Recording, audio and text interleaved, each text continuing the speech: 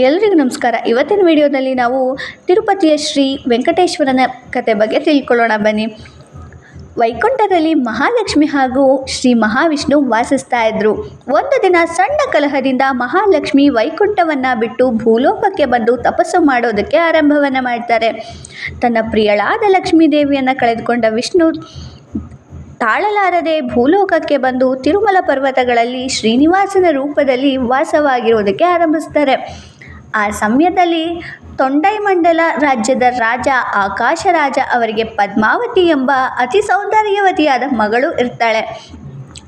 ಒಂದು ದಿನ ಉದ್ಯಾನವನದಲ್ಲಿ ಶ್ರೀನಿವಾಸನ ದರ್ಶನವಾದಾಗ ಪದ್ಮಾವತಿ ಮತ್ತು ಶ್ರೀನಿವಾಸ ಇಬ್ಬರು ಪರಸ್ಪರ ಪ್ರೀತಿಗೆ ಒಳಗಾಗ್ತಾರೆ.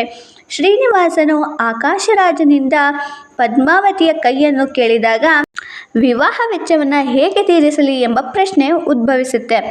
ಆದಾಗ ಶ್ರೀನಿವಾಸನು ಕುಬೇರನಿಂದ ಅಪಾರ ಸಂಪತ್ತನ್ನು ಸಾಲವಾಗಿ ಪಡೆದುಕೊಳ್ತಾರೆ. ಕುಬೇರನು ಒಪ್ಪಿದ್ದರೂ ಒಂದು ಷರತ್ತನ್ನು ಇಟ್ಟಿರ್ತಾರೆ. ಈ ಸಾಲವನ್ನು ಕಲಿಯುಗದಲ್ಲಿ ನಿನ್ನ ಭಕ್ತರು ಕಾಣಿಕೆಗಳಿಂದ ತೀರಿಸಬೇಕು ಅಂತ. ಆ ನಂತರ ಭೂಮಿ ಮತ್ತು ಸ್ವರ್ಗದ ದೇವತೆಗಳ ಸಮ್ಮುಖದಲ್ಲಿ ಅದ್ಭುತ ವೈಭವದಿಂದ ಶ್ರೀನಿವಾಸ ಪದ್ಮಾವತಿಯ ಕಲ್ಯಾಣ ನೆರವೇರುತ್ತೆ. ಮದುವೆಯ ನಂತರ ಶ್ರೀನಿವಾಸ ತಿರುಮಲ ಬೆಟ್ಟದಲ್ಲೇ ಶ್ರೀ ವೆಂಕಟೇಶ್ವರ ಸ್ವಾಮಿಯ ರೂಪದಲ್ಲಿ ಸದಾಕಾಲ ವಾಸಿಸೋಕೆ ನಿರ್ಧಾರವನ್ನು ಮಾಡ್ತಾರೆ. ಇಂದು ಸಹ ಲಕ್ಷಾಂತರ ಭಕ್ತರು ತಮ್ಮ ಹೃದಯಪೂರ್ವಕ ಭಕ್ತಿ, ಧನ, ಚಿನ್ನ, ಹಾರೈಕೆಗಳನ್ನು ಅರ್ಪಿಸೋದ್ರಿಂದ ಅದು ಕುಬೇರನ ಸಾಲವನ್ನು ತೀರಿಸೋದಕ್ಕೆ ಹೋಗ್ತಾ ಇದೆ ಅನ್ನೋದು ನಂಬಿಕೆಯಾಗಿ ಉಳ್ಕೊಂಡಿದೆ.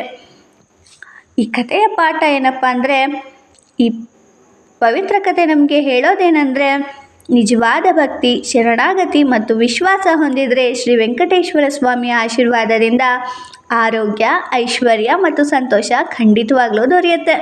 ಇವತ್ತಿನ ವಿಡಿಯೋ ಇಷ್ಟ ಆದರೆ ಲೈಕ್ ಮಾಡಿ, ಶೇರ್ ಮಾಡಿ, ಸಬ್ಸ್ಕ್ರೈಬ್ ಮಾಡಿ. Thank you for watching.